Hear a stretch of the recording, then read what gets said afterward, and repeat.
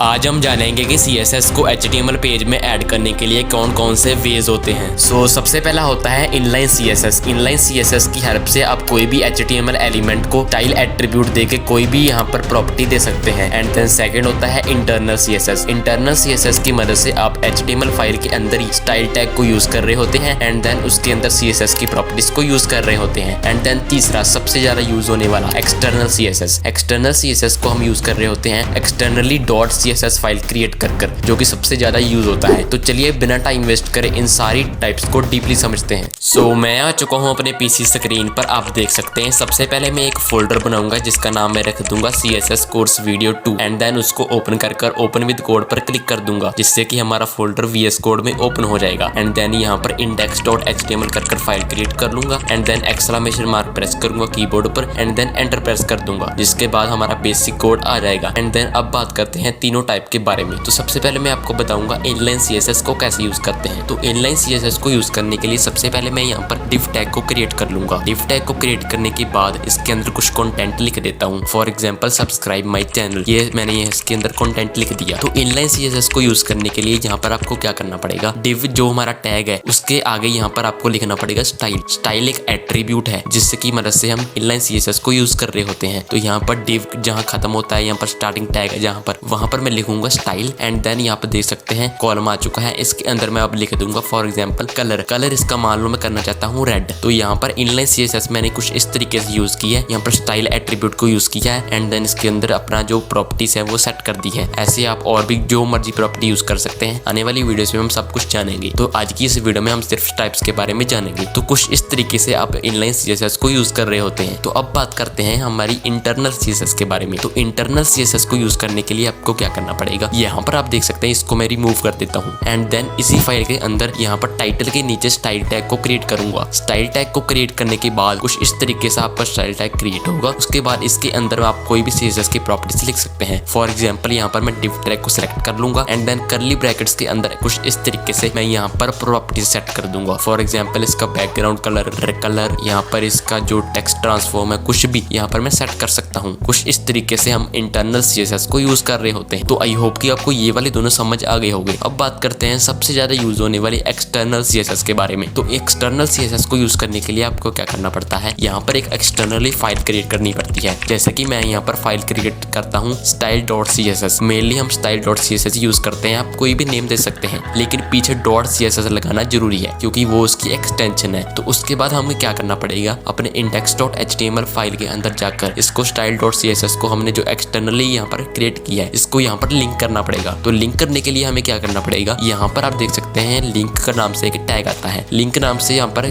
:CSS आप लिखेंगे तो ऑटोमेटिकली यहाँ पर देख सकते हैं style.css हमारी कनेक्ट हो जाएगी index.html के साथ। बाय डिफॉल्ट यहाँ पर style.css अपने आप उठा लेता है, इसलिए यहाँ पर हमने style.css यूज किया था। तो आप देख सकते हैं कुछ इस तरीके से यहाँ पर हम index.html के साथ में style.css को पेयर कर सकते हैं। एंड देन अब आपको कोड लिखकर दिखाता हूँ। तो यहाँ पर style.css में अंदर चले जाऊंगा। सेम जैसे अपने स्टाइल टैग के अंदर कोड लिखा था वैसे आपको यहाँ लिखना है, लेकिन यहाँ पर थोड़ा कोड आपका मैनर वे में लगेगा। वहां पर आप मान लो बड़े प्रोजेक्ट बना रहे हैं तो वहां पर आपका कोड थोड़ा गंदा लगेगा। लेकिन अगर आप एक्सटर्नली CSS फाइल को क्रिएट करोगे तो आपका यहाँ पर कोड बेस्ट मैनर में स्टोर होगा और आपको समझने में दिक्कत नहीं होगी। अगर आपको छोटे मोटे प्रोजेक्ट बनाने हैं तो आप यहाँ पर स्टाइल टैग का यूज कर सकते हैं index.html के अंदर। लेकिन आपको अगर बड़े प्रोजेक्ट बनाने हैं तो आपको एक्सटर्नल CSS का यूज ही करना पड़ेगा। तो आप देख सकते हैं यहाँ पर एक्सटर्नल CSS फाइल क्रिएट हो चुकी है एंड देन इसके अंदर मैं यहाँ पर काफी सारी प्रॉपर्टीज आपको यूज कर बताता हूँ। जैसे कि यहाँ पर div टैग एक मैं क्रिएट किया हुआ है, इस पर मैं प्रॉपर्टीज अप्लाई करूंगा एंड देन आप देख सकते हैं कुछ इस तरीके से हम CSS को यूज कर रहे हैं एक्सटर्नली। तो ये थे 3 टाइप CSS के। आई होप कि आपको समझ आ गया होगा। अगर आपको समझने में कोई दिक्कत हो रही है तो आप हमारे डिस्कॉर्ड सर्वर ज्वाइन कर सकते हैं जहाँ पर आपके हर एक सवाल का जवाब दिया जाएगा। तो आज के लिए इतना ही। अगर वीडियो पसंद आई है तो वीडियो को लाइक कर दीजिए, चैनल पर नए हैं तो सब्सक्राइब कर दीजिए। हम मिलते हैं नेक्स्ट वाली वीडियो में, तब तक के लिए बाय बाय।